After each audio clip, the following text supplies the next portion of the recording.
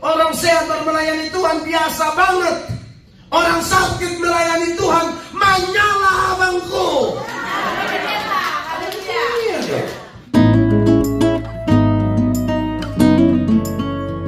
Tuhan shalom.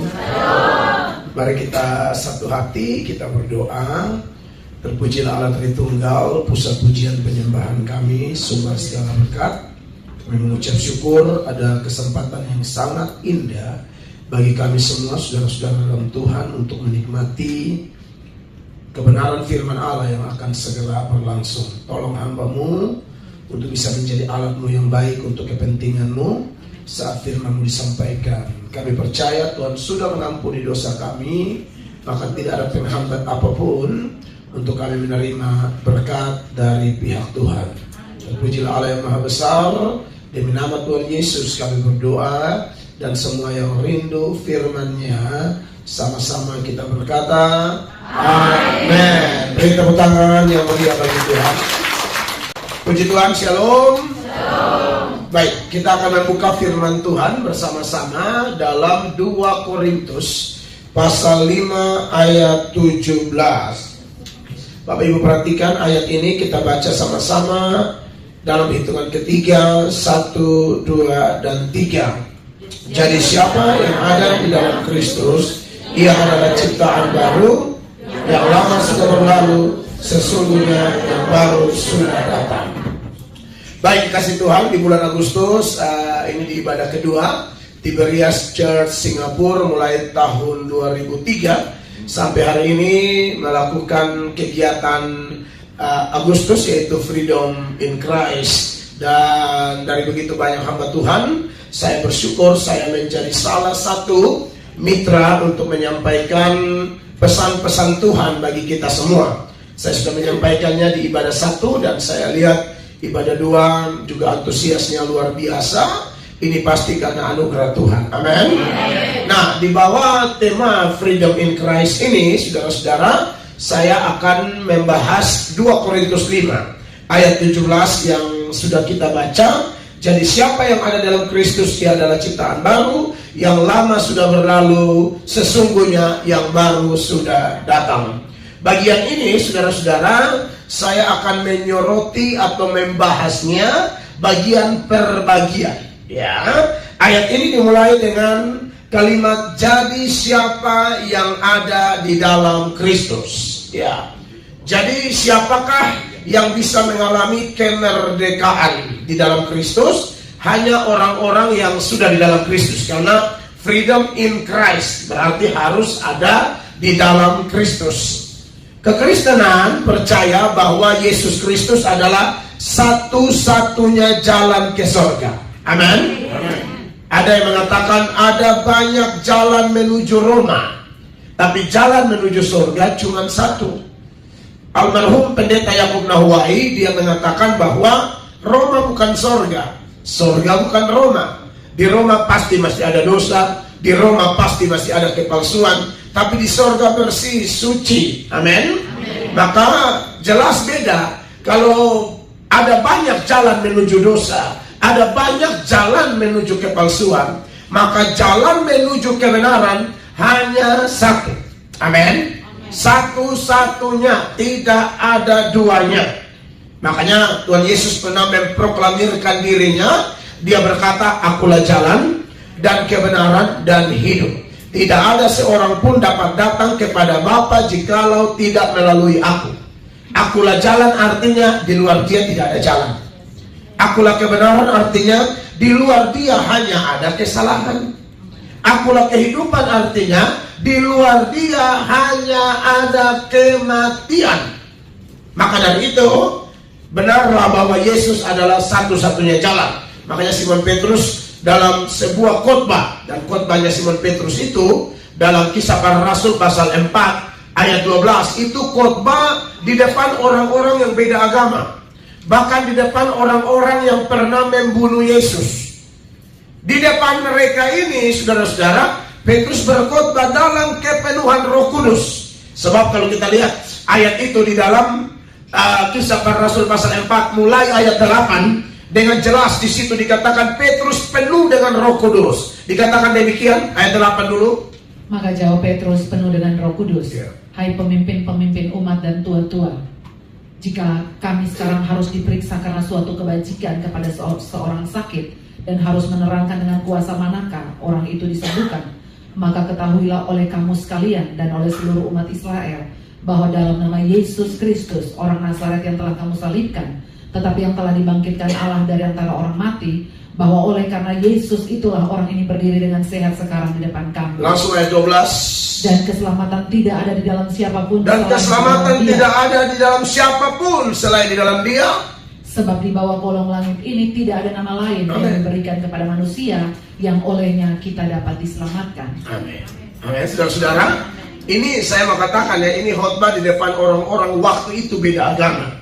Jadi jangan bilang kalau ada hamba Tuhan dia berani menyatakan kebenaran, dia berani menyatakan bahwa Yesus Kristus adalah satu-satunya jalan ke surga. Siapa percaya dia masuk surga, siapa tolak dia pasti masuk neraka. Jangan bilang itu pendetanya oh arogan, tidak hargai orang lain. Oh tidak, orang itu dipenuhi Roh Kudus. Petrus waktu dia menyatakan bahwa di bawah kolong langit ini tidak ada jalan lain, tidak ada keselamatan lain, Petrus bukan arogan, tapi ayat itu saya sengaja baca dari ayat 8 mengingatkan kita bahwa Petrus dipenuhi Roh Kudus. Orang dibaptis Roh dan dipenuhi Roh, manifestasi pelayanannya macam-macam. Kadang-kadang melalui dia ada mujizat, ada nubuatan, ada penggenapan nubuatan yang tidak meleset, ya. Karena ada juga orang bernubuat tapi meleset. Ini tidak, nubuatannya persis. Kan banyak nubuat meleset. Yesus mau datang 2003, nggak datang-datang. Yesus mau datang 2017, tidak jadi datang. Sebelumnya 2012 sudah ada nubuatan Yesus mau datang. 2020 juga sudah ada nubuatan. Aduh, kacau ini. Ya. Kalau hamba Tuhan benar, nubuatannya tidak meleset. Tapi saya perlu garis bawahi bahwa kalau seputaran kedatangan Tuhan Yesus tidak ada yang tahu. Yesus bilang kedatanganku tidak ada yang tahu dan tidak bisa diduga. Jadi kalau ada yang menduga-duga pasti salah. Begitu. Jadi Yesus mau datang kapan? Urusan Tuhan Yesus. Ready or not, Jesus is coming back, right? Jadi urusan kita siap saja sebaiknya. Yesus mau datang kapan? Urusan Tuhan Yesus deh. Amin. Tapi sebelum dia datang, bertolak dari 2 Korintus 5 ayat 17, pastikan bahwa kita sudah di dalam dia. Amin.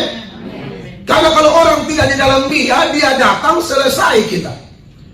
Akan ada yang namanya hari pengangkatan gereja, rapture. Rapture itu, saudara-saudara, hanya terjadi bagi orang percaya. Kalau ada saudara kita atau kitanya meninggal sebelum Yesus kembali, tapi kalau meninggalnya dalam Yesus, aman kita. Makanya dalam 1 Tesalonika pasal 4 ayat 13, kepada orang-orang di Tesalonika, Paulus kasih ingat, tidak usah berduka cita berlarut-larut. Orang meninggal kita menangis itu wajar. Tidak ada larangan menangis. Lazarus meninggal, Tuhan Yesus menangis. Lazarus saudara laki-lakinya Maria dan Marta, dia meninggal, Tuhan Yesus menangis. Yang salah itu kalau menangis berlarut-larut, berduka cita sampai tidak masuk kerja lagi, majikan telepon pun mati handphonenya, gembala telepon ajak pelayanan juga tidak mau menjawab, tidak mau mendukung pelayanan dengan alasan berduka. Berduka yang demikian jelas tidak dibenarkan oleh kitab suci. Makanya dalam 1 Tesalonika 4 ayat 13 Rasul Paulus bilang begini, Bapak Ibu perhatikan. Selanjutnya kami tidak mau saudara-saudara bahwa kamu tidak mengetahui tentang mereka yang meninggal, supaya kamu jangan berduka cita seperti orang-orang lain yang tidak mempunyai pengharapan. Supaya kamu jangan berduka cita seperti orang-orang lain yang tidak punya pengharapan. Ya, ada orang yang menangis ya sampai aduh rusak benar. Saya pernah dengar cerita di mana tuh, di Manado kalau tidak salah. Oh iya, ada opa meninggal. Sebelum meninggal 3 hari sebelum opa meninggal hampir usia 89-90 tahun. So cukup tua opa ini. Dan opa ini memang dikenal sangat baik. Dia majelis gereja tertentu. Opa ini sangat baik. Opa jadi teladan. Jadi memang semua orang kehilangan opa. Tapi sebelum opa meninggal, opa ada pesan di oma. Bahwa kalau opa meninggal, opa mau pakai baju tabuka di muka. Nah kalau oma ini tuli, oma hanya iya, pokoknya siap. Opa bilang harus, nah tabuka di muka tuh kayak gini. Nah, tidak kancing, tabuka di muka. Jadi opa somati pun bagaya ya. Jadi mau tabuka di muka, oma tadinya agak bolot. 3 hari kemudian opa meninggal. Oma bilang semua anak cucu kumpul. Opa ada pesan apa oma? Opa bilang kalau opa mati mau pakai pakaian pramuka. Oma dengarnya mukanya padahal oma lihat tabuka di. Oma dengar pramuka. Darah Yesus berkuasa. Oh anak-anak cucu bertengkar ini oma salah. Oma pun telinga kanan. So ini tahu salah koslet kan? Pasti salah. Oma tidak opa langsung di telinga. Opa mau pakai pakaian pramuka. Pro kontra terjadi di antara anak cucu dan menantu. Tapi singkat cerita setelah di voting lebih berat bilang setuju saja. Maka mereka kasihlah pakai pakaian pramuka di opa. Coklat muda di atas, coklat tua di bawah, bendera dililit di leher, baret coklat dan tongkat di peti mati ya. Lengkap pramuka. Aduh, semua jemaat betul-betul sedih dengan meninggalnya opa. Semua datang menangis, tapi sampai di peti mereka kaget darah Yesus. Kenapa pakai pakaian pramuka? Seingat mereka opa ini dari kecil tidak pernah ikut pramuka. Oh, kenapa jadi pramuka ini opa? Iya kan? Jadi ada tuh yang menangis sampai peti kaget terus horor. Singkat cerita, aduh semua menangis sedih, ya.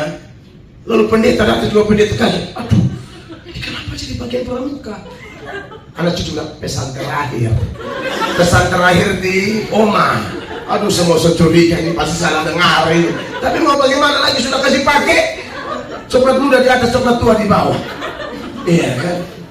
Oh waktu opa mau dikuburkan pendeta berkhotbah semua menangis, memang sangat berduka cita. Tiba-tiba pendeta minta hikmat dari mana?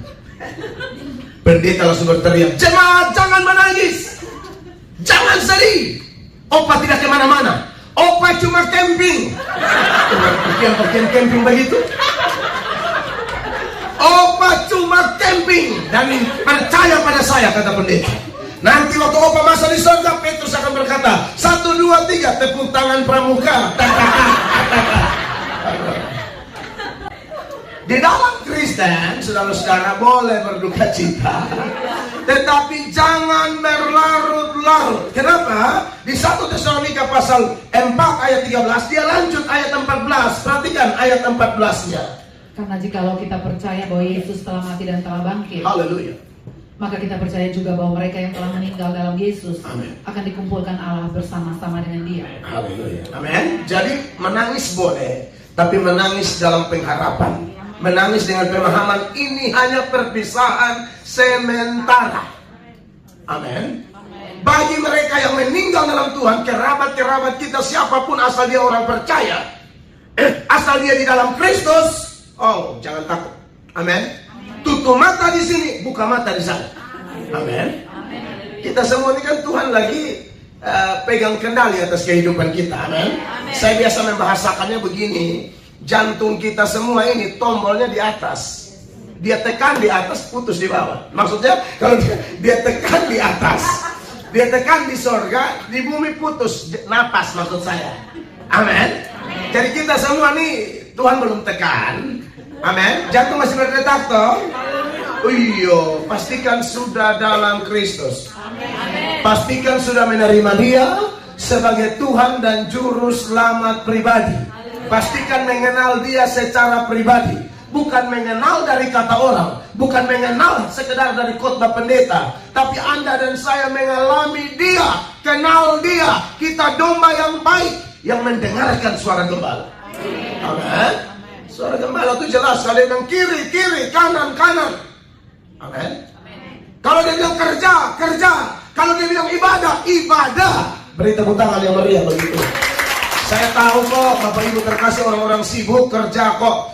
Tetapi semua ada waktunya, amin. Dan saya sungguh bersyukur, berterima kasih kalau ada orang-orang yang punya semangat kerja, tapi juga punya semangat ibadah. Hidup kita sungguh seimbang dan diberkati, maka kita pasti akan diberkati untuk menjadi berkat. Jadi tetap semangat, pastikan kita sudah terima Dia ya. Supaya kalau kita meninggal, ayat-ayat yang kita baca tadi pasti ayat 13 dan ayat 14. Siapa? Karena jikalau kita percaya bahwa Yesus telah mati, ya, ayat 14 tadi di mana? Tak usah pindah saja sebenarnya, satu-satu ayat aja, tak usah digabung-gabung. Tuhan mengampuni kita semua, haleluya. Karena jika kita percaya bahwa Yesus telah mati dan telah bangkit, maka kita percaya juga bahwa mereka yang telah meninggal dalam Yesus akan dikumpulkan Allah bersama-sama dengan Dia. Tapi bagaimana kalau Yesus datang kita belum meninggal? Kan ada orang-orang yang nanti Yesus datang tuh dia belum meninggal. Saya tidak tahu dengan Bapak Ibu yang mau contohi kami, saya dan istri silakan, tidak juga tidak apa-apa. Bapak Gembala, saya dan istri itu berdoa loh. Berdoa kalau Tuhan berkenan, berikanlah kami umur panjang. Sekarang kan baru 42 nih, 42, 43. Saya 43, istri 42. Kita lagi berdoa, Tuhan berkenan bisa ya 70-an tahun masih kuat-kuat. Rindu lihat anak cucu yang melayani Tuhan, dipakai Tuhan, sukses, diberkati jadi berkat. Rindu banget. Tapi kemudian kami juga minta begini, tapi kalau Tuhan berkenan, kami nggak usah mati deh. Saudara belum pernah dengar orang minta begitu ya? Saya minta. Saya dengar banyak pendeta tuh minta paling top Tuhan 70 deh, 80. Saya Tuhan nggak usah mati deh. Emang bisa? Bisa dong. Ini yang saya mau bicara. Ini ayat berapa nih? 14. Ayat 15 dia bilang begini. Perhatikan sebagai data pembanding. Ini kami katakan kepadamu dengan firman Tuhan. Kita yang hidup, yang masih tinggal sampai kedatangan Tuhan, sekali-kali tidak akan mendahului mereka yang telah meninggal. Iya, jadi ada orang yang nanti masih hidup waktu Tuhan datang. Haleluya. Saudara percaya atau tidak? Tapi saya rasa Tuhan tidak lama lagi akan datang. Hanya saya tidak tahu tanggal. Karena Yesus berkali-kali mengatakan, aku segera datang. Aku segera datang. Para rasul, oh iya memang tidak mungkin ada yang tahu. Aku segera datang, aku segera datang. Itu ditulis pada kurang lebih abad-abad pertama. Ya, di kitab terakhir kita saja, di Wahyu pasal 22 itu, kalau saudara kurang periksa saja, tak usah pindah ayatnya, tak usah, saya tidak mau fokus ke sini. Saudara catat aja di ayatnya yang ke-7, ayatnya yang ke-12, ayatnya yang ke-20 dari Wahyu 22, Yesus berkata, aku datang segera, aku datang segera, aku datang segera. Itu ditulis kurang lebih 1900 tahun yang lalu. Kurang lebih tahun 90 sampai 95 Masehi, ditulis oleh salah satu muridnya, yaitu Yohanes anak Zebedeus, yang menulis Injil Yohanes, surat 1 Yohanes, 2 Yohanes, 3 Yohanes, dan Wahyu. Di situ Yesus bilang, aku datang segera. Tahun 90 sampai 95 Masehi saja, dia bilang segera. Apalagi 2024 Masehi. Pasti lebih dekat. Saudara percaya? Pasti lebih dekat. Dan kalau Anda dan saya tinggal dalam Yesus, maka puji Tuhan, diberkati. Kenapa? Karena waktu Yesus datang, ayat 16 bilang begini. Sama-sama baca 16 dari 1 Tesalonika 4. 1, 2, 3. Sebab pada waktu tanda diberi, yaitu pada waktu penghulu malaikat berseru dan sangkakala Allah berbunyi, maka Tuhan sendiri akan turun dari surga, dan mereka yang mati dalam Kristus akan bangkit lebih dahulu, akan lebih dahulu bangkit. 17, 23, tahan sedikit, 1, 2, 3. Sesudah itu kita yang hidup yang masih tinggal akan apa? Diangkat bersama-sama dengan mereka dalam awan menyongsong Tuhan di angkasa. Demikianlah kita akan selama-lamanya bersama-sama dengan Tuhan. Berarti ada orang yang tidak mengalami kematian. Saya tidak tahu siapa, tapi saya minta Tuhan, kalau bisa saya ada di kloter ini, ada di grup ini. Nggak usah pakai acara meninggal, apalagi kalau meninggal di NTT itu kan makan biaya. Iyo kan harus 1 malam, 2 malam, itu kan harus orang Kupang bilang mete-mete. Mete-mete itu begadang, nyanyi-nyanyi. Tapi kalau nyanyi-nyanyi, kopi belum keluar, sengaja bersihin mereka. Kopi di mana? Begitu, bersihin minta kopi, kopi. Kopi doang, kue. Begitu dia bicara bersihin.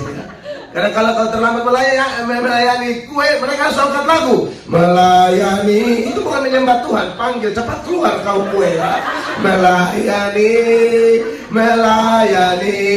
lebih sungguh. Kalau belum, suara lebih tinggi. Melayani, supaya cepat keluar kopi, teh, dan kue.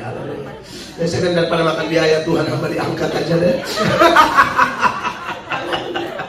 Tapi sambil merenung dengan serius, kita selesai ya, serius tapi santai, santai tapi serius. Bahwa saudara-saudara kita ini harus terima Yesus sungguh-sungguh. Ini kebenaran. Ini kebenaran akan terjadi. Dan ini hanya berlaku bagi mereka yang dalam Yesus. Karena saya sedang bahas 2 Korintus 5 ayat 17. Jadi siapa yang ada dalam Kristus? Nah, yang ada dalam Kristus itu banyak banget keuntungannya. Dimerdekakan dari dosa, dimerdekakan dari maut, dimerdekakan dari hukum Taurat, dimasukkan ke dalam surga. Haleluya. Oh, haleluya. Surga itu nyata, kekasih Allah, ya. Kita masih di bumi, tapi kewargaan kita di surga. Nanti Yesus datang kedua kali itu, dia akan ganti tubuh kita dengan tubuh kemuliaan. Tubuh kita yang kita pakai sekarang, istilah Alkitab adalah tubuh hina. Saudara mau pakai bedak model apa saja? Mau FIFA nomor 4? Tidak ada di Singapura, tidak mungkin. Kalau sudah sampai Singapura masih pakai FIFA nomor 4 di Singapura. Oh haleluya, ke dalam tangannya kuserahkan nyawa. Oh masih ya FIFA ya. Ampunilah mereka ya. Buat yang pakai FIFA turut berduka cita ya. Nah jadi begini saudara-saudara, atau Oriflame atau yang lain-lain, iya kan? Saudaraku, atau ya skincare yang lain terserah lah. Pokoknya intinya tubuh kita itu mau didandanin kayak apapun, namanya tubuh hina. Dan tubuh ini akan semakin merosot. Tidak ada orang tambah tua tambah cantik, omong kosong. Tidak ada tambah tua tambah tampan, tidak ada tambah tua tambah kuat. Tidak ada tambah tua, kulit tambah kencang. Tidak ada, jeruk nipis, kusut. Itu makanya dalam 2 Korintus 4 ayat 16, Paulus bilang kami tidak tawar hati sekalipun tubuh kami semakin merosot. Mari baca sama-sama 2 Korintus 4 ayat 16, 1, 2, 3. Sebab itu kami tidak tawar hati, tetapi apa? Meskipun manusia lahiriah kami semakin merosot, namun apa? Manusia batiniah kami dibaharui dari sehari ke sehari. Lahiriah tambah merosot, bertambahnya usia itu semakin dekat dengan lubangku, kecuali Tuhan angkat tadi. Amin. Jangan takut mati juga, biasa aja. Dalam Kristen itu hidup adalah Kristus, mati adalah keuntungan. Pusing amat. Orang tutup mata di sini, buka mata di sana. Kenapa takut? Sudah pikir tempat terindah itu Singapura? Bukan. Tempat terindah itu surga. Tempat terindah itu kalau belum ke surga, tempat terindah bukan Singapura, hadirat Tuhan. Tepuk tangan yang melihat Tuhan. Karena kalau Tuhan hadir, sekalipun kita belum ke surga, tapi suasana surga kita sorasa. Kalau biasa bersekutu dengan Tuhan, itulah tanda orang tinggal dalam Yesus. Yesus tinggal dalam dia, selalu punya saat teduh, selalu punya waktu baca Alkitab, selalu punya waktu berdoa, selalu punya waktu pasang headset di telinga, mendengar renungan firman di YouTube atau lagu-lagu rohani. Kita belum ke surga, tapi suasana surga ada di hidup kita, ada di pekerjaan kita, kerja dengan penuh sukacita, walaupun majikan mukanya agak asam-asam, ya kan? Tapi kita dipenuhi oleh sukacita surgawi. Kita pegang firman Allah yang berkata, bersukacitalah. Sekali lagi mengatakan, bersukacitalah di dalam Tuhan. Amin. Oh iya dong, itulah untungnya hidup di dalam Yesus. Tubuh semakin merosot, fisik semakin merosot, tapi batin dibaharui terus-menerus. Itulah orang yang hidup di dalam Yesus. Dan itulah tanda-tanda warga kerajaan sorga yang masih menumpang di planet bernama bumi. Kita warga sana. Makanya dalam Filipi 3 ayat yang ke-20, Rasul Paulus bilang begini buat kita. Filipi 3 ayat 20, dengarkan. Istri saya baca. Ada air minum buat saya sebelum saya baca ayat. Yesus berkata, aku haus. Oh haleluya. Karena keluarga kita adalah di dalam sorga, Dan dari situ juga kita menantikan Tuhan Yesus Kristus sebagai juru selamat. Iya, karena kewargaan kita adalah di dalam surga. Kalau saudara warga negara Singapura, Anda punya kewargaan ganda. Anda warga Singapura sekaligus warga surga. Kalau Anda warga negara Indonesia, Anda punya kewargaan ganda. Kewargaan negara Indonesia, tapi juga sekaligus warga negara surga. Dan untuk masuk ke surga, tidak bisa pakai tubuh yang ini nih. Tubuh yang ini harus diganti. Yang saya bilang tadi, tubuh hina yang semakin merosot itu akan diganti dengan tubuh yang namanya tubuh kemuliaan, yaitu tubuh yang ditingkatkan kualitasnya. Tubuh itu seperti tubuh Tuhan Yesus saat dia bangkit. Lihat buktinya 21. Lanjut ayatnya. Yang akan mengubah tubuh kita yang hina ini. Yang akan mengubah tubuh kita yang apa? Yang hina ini, sehingga serupa dengan tubuhnya yang mulia. Amin. Menurut kuasanya yang dapat menaklukkan segala sesuatu kepada dirinya. Tubuh yang hina ini kadang-kadang masih keram-keram, kolesterol, gula naik, amin. Ya. Kadang-kadang panos sudah taruh segala obat, tapi bukannya hilang, tambah besar ya. Dia kayak peta Singapura. Ya. Kok tidak hilang-hilang? Itulah tubuh hina. Yang namanya tubuh hina tuh biasalah sakit-sakitan. Ya, ada orang yang bilang, oh orang Kristen tidak boleh sakit. Loh, kata siapa? Kata siapa orang Kristen tidak boleh sakit? Mau saya tunjukkan, hamba-hamba Tuhan sakit. Nabi Elisa aja meninggalnya gara-gara apa? Gara-gara sakit. Dua raja-raja, saya suka salah ayat ini ya. 2 Raja-Raja 13 ayat 14 kalau tidak salah. Kalau salah nanti kita rubah ya. Ketika Elisa menderita sakit yang menyebabkan kematiannya. Sampai di sini. Ini Nabi kira-kira hebat atau tidak pelayanan? Hebat, orang mati aja bangkit. Elisa ini. Hitung-hitung Elia punya tuh mujizat-mujizat besar 14 kali. Elia, bapak rohaninya Elisa. Elisa punya 28 kali 2. Ada yang menafsirkannya, makanya dia minta urapan 2 kali lipat. Itu mungkin arahnya ke sana, nggak tahu deh. Tapi hamba Tuhan pembuat mujizat ini meninggal gara-gara apa? Ketika Elisa menderita sakit yang menyebabkan kematian. Tidak semua sakit gara-gara dosa. Jangan langsung tuduh-tuduh orang. Ada orang bilang, aku sakit. Lu banyak dosa. Dari mana kau tahu? Ha? Kau tuh hakim yang maha mulia kan? Kau tahu semua orang punya duduk berdiri. Orang sakit dikit dosa, sakit dikit dosa. Ini kan yang terjadi Yohanes pasal 9 mulai ayat 1. Tuhan Yesus dan murid-murid lewat, lihat ada orang buta sejak lahir. Langsung murid-murid bertanya, guru, ini siapa punya dosa sampai anak ini dilahirkan buta? Orang tuanya atau dia sendiri? Baca dulu Yohanes 9 ayat 1. Waktu Yesus sedang lewat, ia melihat seorang yang buta sejak lahirnya. Murid-muridnya bertanya kepadanya, Rabi, siapakah yang berbuat dosa? Orang ini sendiri atau orang tuanya sehingga ia dilahirkan buta? Sampai situ curigaan banget. Asal lihat orang sakit, tahu nggak si Mince sakit? Mungkin selingkuh. Jangan ya, itu mulut jaga ya. Nanti Tuhan hektar satu-satu. Nggak usah gosip-gosip ya, jelas. Tapi wajah-wajah ibu-ibu di sini tidak kok ya. Tidak ada yang mengaku ya.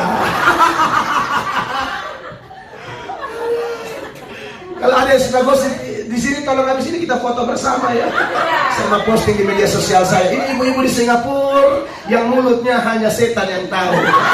Tidak ada wajah-wajah baik kok ya. Haleluya.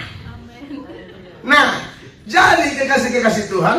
Tapi Yesus bilang apa? Bukan gara-gara dosa. Ada maksud Allah. Perhatikan ayat selanjutnya. Jawab Yesus, bukan dia dan bukan juga orang tuanya. Tetapi karena pekerjaan Allah harus dinyatakan di dalam dia. Tidak selalu, amin. Akhirnya dia sembuh, amin. Tuhan dimuliakan. Jadi orang sakit-sakit, betul ada sakit tertentu bisa gara-gara dosa, ada.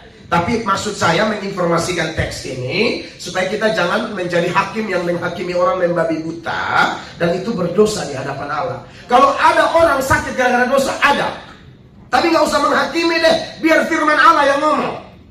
Mazmur 107 ayat 17 jelas kok, ayat itu dengan jelas bilang ada orang-orang yang menjadi sakit gara-gara dosa. Mazmur 107 ayat 17 sama-sama baca 1, 2, 3. Ada orang-orang menjadi sakit oleh sebab apa? Kelakuan mereka yang berdosa. Dan disiksa oleh sebab apa? kesalahan mereka itu ada. Nah ini solusinya cuma satu, pemberesan sama Tuhan.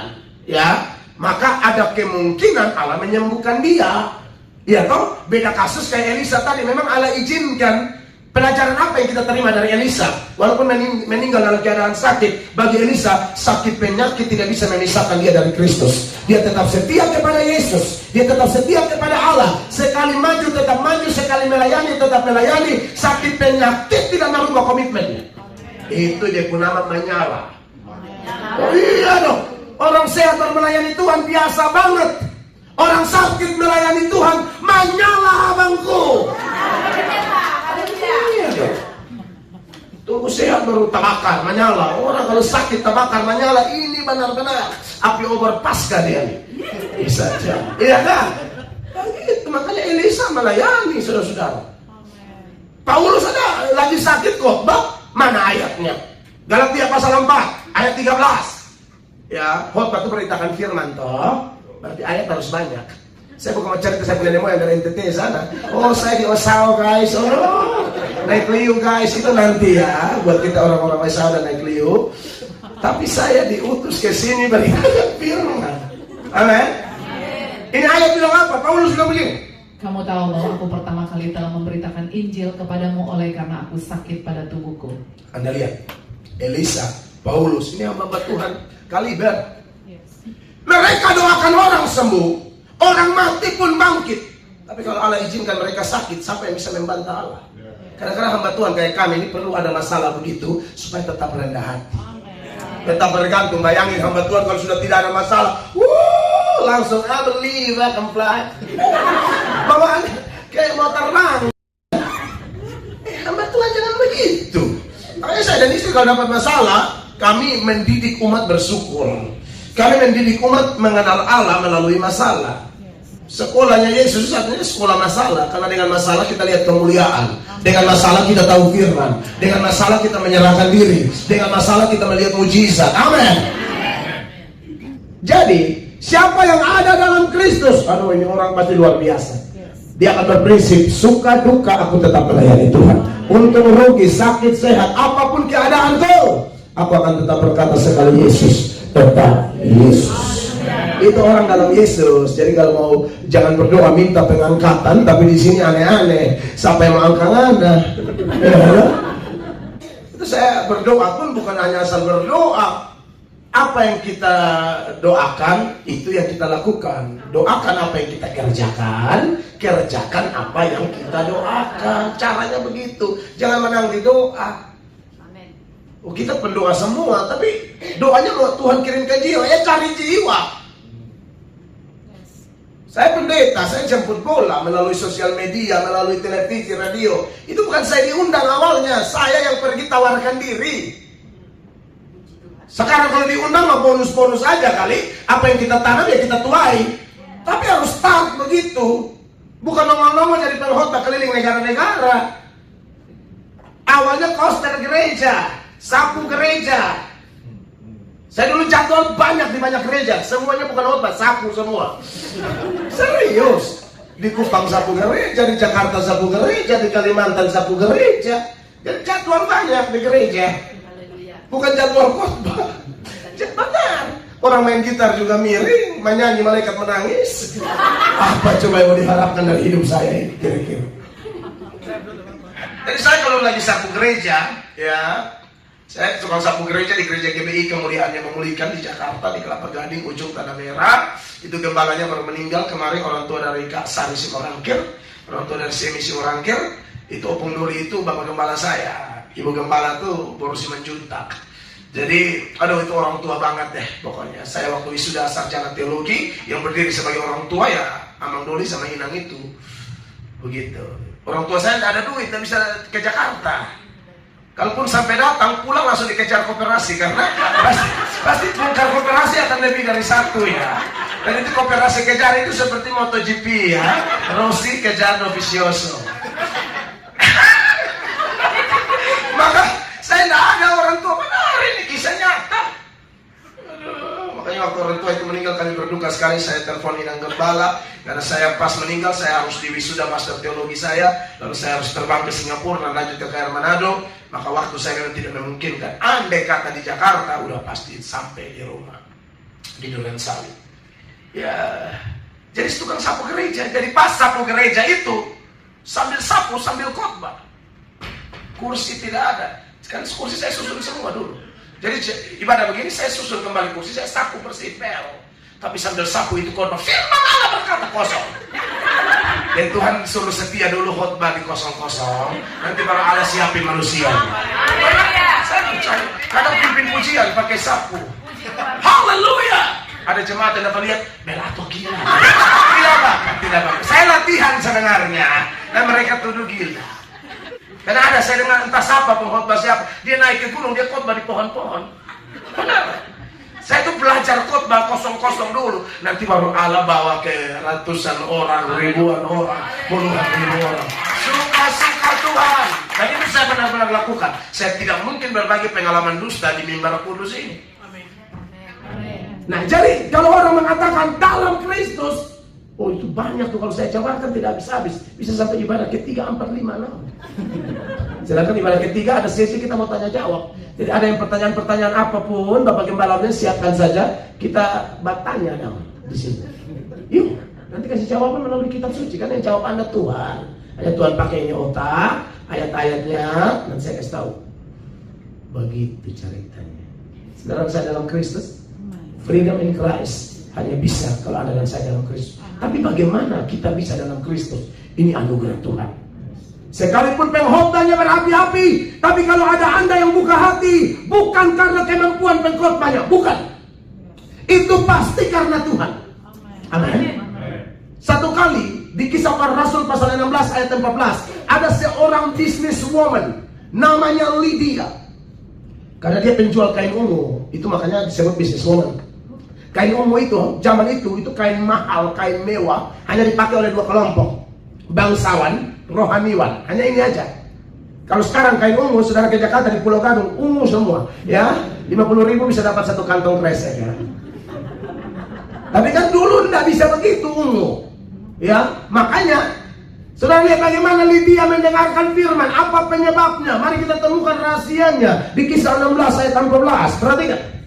Seorang dari perempuan-perempuan itu yang bernama Lydia turut mendengarkan. Ia seorang penjual kain ungu dari kota Tiatira yang beribadah kepada Allah. Terus Tuhan membuka hatinya sehingga ia memperhatikan apa yang dikatakan oleh Paulus. Garis bawahi kalimat, Tuhan membuka hatinya sehingga ia memperhatikan apa yang dikatakan oleh Paulus. Jadi kalau saya khotbah, ada saudara yang perhatikan, itu Tuhan yang kerja. Tidak mungkin saya tidak percaya kekuatan saya. Saya percaya Tuhan membuka hati Bapak Ibu. Tuhan membuka pikiran Bapak Ibu. Seperti Tuhan membuka hati Lydia, sehingga dia perhatikan apa yang disampaikan oleh Paulus. Makanya Paulus itu, karya-karyanya banyak. Hampir 50% perjanjian baru dia yang tulis. Yang mujizat-mujizat banyak, rintis gereja banyak. Tapi Paulus bilang apa? Aku menanam, Apolos menyiram, tapi pertumbuhan adalah Allah. Yang penting bukan yang menanam atau yang menyiram, tapi Allah yang memberi pertumbuhan. Itu adalah Tuhan benar.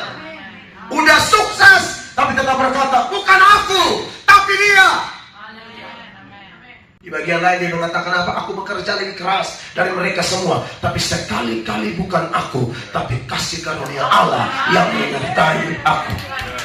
Itu amat Tuhan benar. Amin, kasih Allah. Jadi, bagaimana seseorang bisa ada dalam Kristus? Itu mutlak anugerah. Pasti Allah yang tarik saudara dan saya, tidak bisa tidak.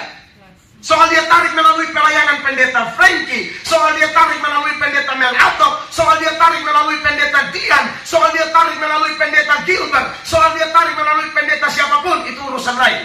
Tapi yang tarik kita, dengar, pasti Bapa. Kenapa Anda percaya Yesus?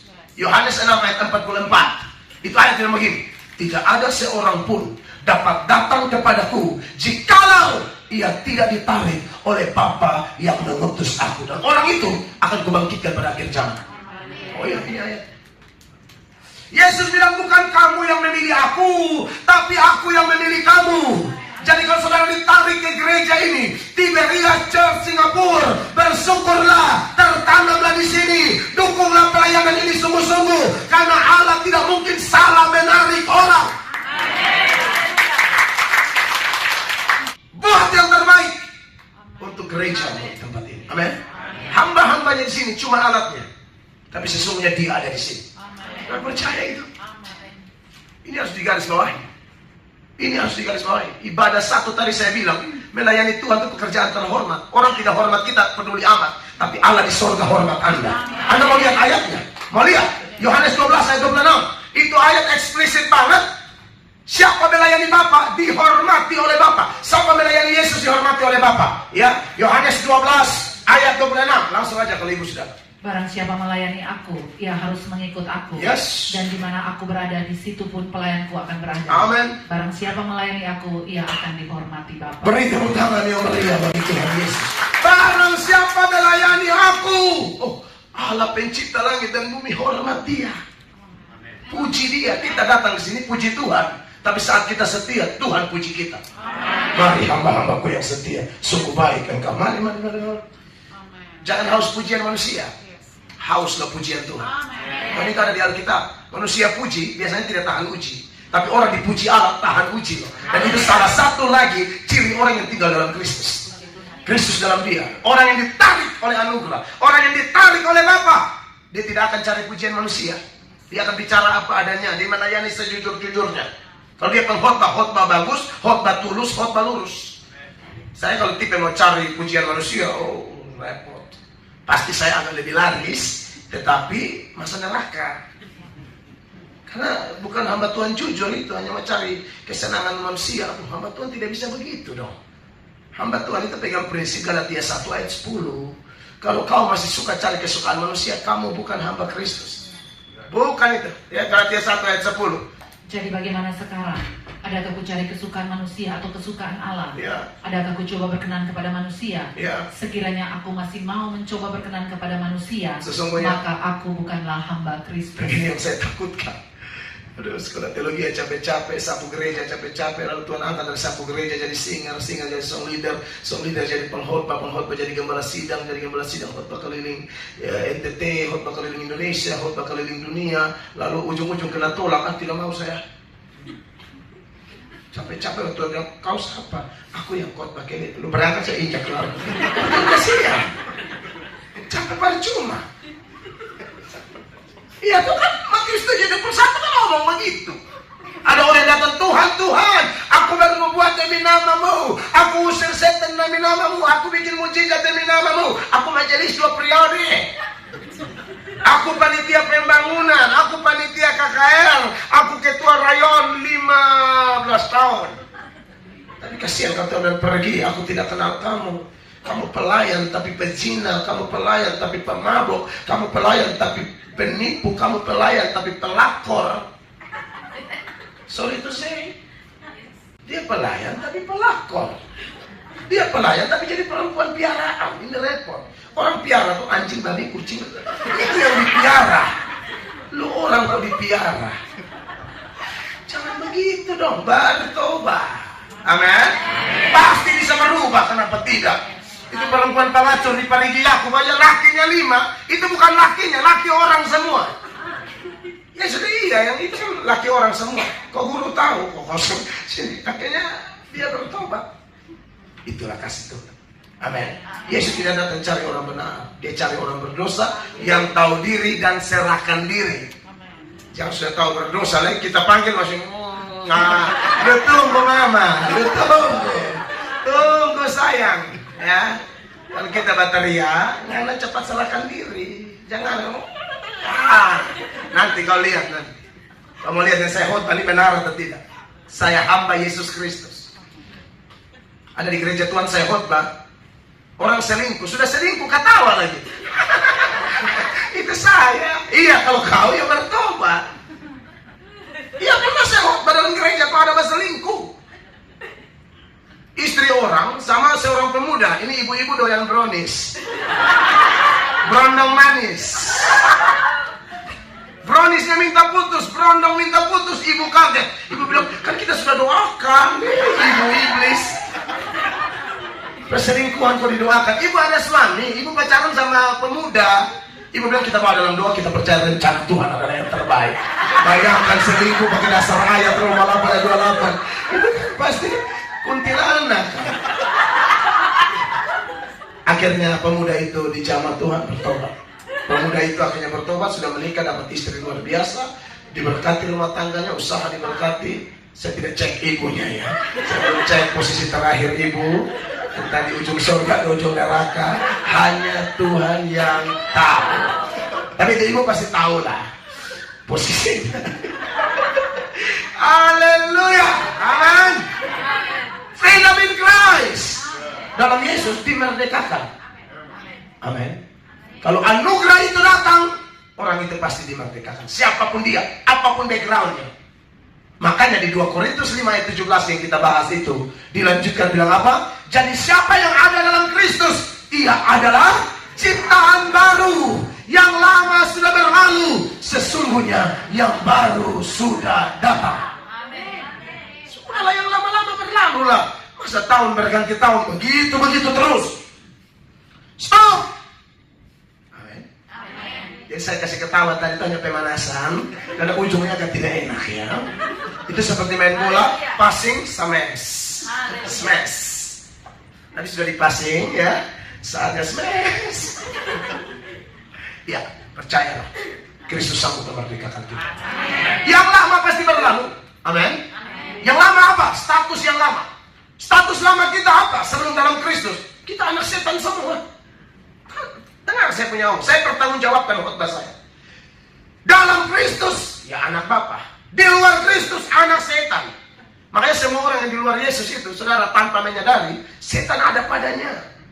Betul. Makanya dalam Efesus 2, mulai ayat 1, ada satu jenis kematian yang dibahas oleh Paulus, namanya kematian rohani. Kematian rohani itu gara-gara dosa. Dan kalau dosa itu pegang dia, ada penguasa kerajaan angkasa, yaitu roh yang kerja dalam diri orang-orang durhaka. Perhatikan, Efesus 2 ayat 1. Kamu dahulu sudah mati karena pelanggaran-pelanggaran dan dosa-dosa. Ya, itu mati rohani ya, bukan mati jasmani. Kalau mati jasmani masuk peti, kalau mati rohani masih hidup, masih pakai bedak, masih pakai kerja, ya, masih cari uang, tapi hubungan dengan Tuhan bermasalah. Tidak pernah doa, tidak pernah baca Alkitab, tidak rajin ibadah. Tapi gue sedang ada sini kelihatan hidup semua. Amin. Sebab kalau mati tidak mungkin datang. Benar, saya omong benar. Pasti saudara hidup. Tapi kalau datang minggu ini, minggu depan tidak datang, mati lagi ya. Dia mati hidup ya, kayak lampu apa? Lampu. Haleluya. Ayat 2 dah, tahu usah bahas lampu 2. Kamu hidup di dalamnya karena kamu mengikuti jalan dunia ini. Karena kamu mentaati penguasa kerajaan angkasa. Kamu mentaati apa? Penguasa kerajaan angkasa. Saya omong ada dasar. Terus. Yaitu roh yang sekarang sedang bekerja di antara orang-orang durhaka. Sampai di situ. Jadi orang yang durhaka melawan dia mau setuju atau tidak setuju, setan ada padanya. Satu-satunya yang bisa membebaskan dia dari setan, yang bisa memerdekakan dia dari roh ini, hanya Tuhan. Hanya Bapa, Anak, dan Roh Kudus. Tanpa itu tidak bisa. Amin. Makanya dalam Matius 12 ayat 28 Yesus bilang begini, kalau aku mengusir setan dengan kuasa roh Allah, sesungguhnya kerajaan Allah sudah datang padamu. Perhatikan ayat ini. Tetapi jika aku mengusir setan dengan kuasa roh Allah, maka sesungguhnya kerajaan Allah sudah datang kepadamu. Ya saudara, kita semua ini kalau belum dalam Kristus ada setannya. Banyak kali kita ditipu oleh setan, seolah-olah kalau orang kesetanan itu pasti ya kayak orang gila, atau setan bikin kita gagal fokus. Setan cuma ada di kuburan, ada di guci. Setan itu penipu, dia alihkan fokus kita, padahal yang dia serang diri kita sendiri. Lalu kita sibuk menuduh, oh di pohon besar, oh di kuburan, oh di laut, oh dalam toples, padahal dalam otakmu. Setan lebih tertarik manusia daripada guci. Kita bukan, hidup kita ditentukan oleh firman Allah, bukan film Indosiar. Di Indosiar banyak film setan tuh nyanyi-nyanyi. Aduh, pelajaran kita kalau mau tahu tentang setan. Setan itu dalam diri manusia. Makanya hati-hati.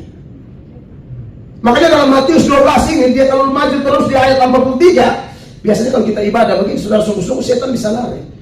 Ya, tapi kalau tidak disertai dengan menerima Yesus, tidak disertai dengan tinggal dalam Yesus, dia keluar sementara, dia balik lagi kalau lebih rusak. Perhatikan ini ayat 43. Apabila roh jahat keluar dari manusia. Keluar dari mana? Iya, bukan dari motor. Belajar ini baik-baik. Hati-hati. Keluar dari manusia, ia pun mengembara ke tempat-tempat yang tandus mencari perhentian, tetapi ia tidak mendapat. Dia sudah cari kok tidak ada yang nyambung ya. Yang dulu lebih enak, disuruh apa dia ikut, dia balik cari, kosong dia masuk. 4, lanjut. Lalu ia berkata, aku akan kembali ke rumah yang telah kutinggalkan itu. Maka pergilah ia dan mendapati rumah itu kosong, bersih tersapu dan rapi teratur. Waktu didoakan altar call, terima Yesus betul, pulang gila lagi, dia masuk lagi. Hati-hati, jaga hati dengan segala kewaspadaan. Amin. Lanjut 45. Lalu ia keluar dan mengajak 7 roh lain yang lebih jahat daripadanya. Ini lebih gila. Dan mereka masuk dan berdiam di situ. Maka akhirnya keadaan orang itu lebih buruk daripada keadaannya semula. Demikian juga akan berlaku atas angkatan yang jahat ini. Maka dari itu, kalau orang jadi ciptaan baru, itu benar-benar setan tidak berkuasa lagi. Kalaupun dia masih ganggu, dia hanya ganggu dari luar. Untuk masuk tidak mungkin. Kalau sudah ada Roh Kudus di dalam, dia mau masuk apa? Tidak mungkin satu rumah tinggal Roh Kudus setan sama-sama, tidak bisa. Penguasanya pasti cuma satu orang. Kalau setan aja. Kalau Roh Kudus saja.